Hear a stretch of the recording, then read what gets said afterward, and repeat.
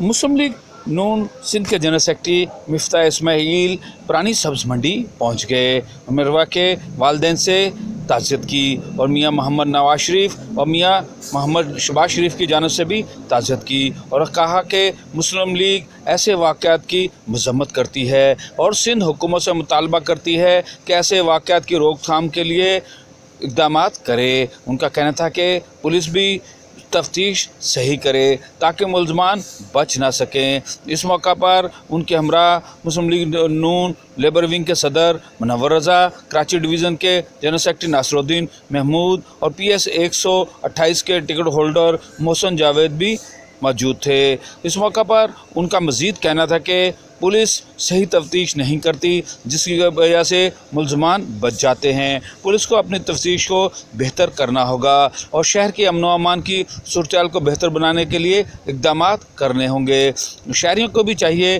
कि वह अपने बच्चों की हिफाजत के लिए खुद भी इक़दामात करें। उन्होंने इस मौका पर मरवा के लिए ताज़ियत की और इस मौका पर उन्होंने दुआ की कि अल्लाह ताला मरहूम बच्ची को जन्नत में जगह दे, क्योंकि मुस्लिम लीग नून के कारकुनान भी इस मौका पर मौजूद थे।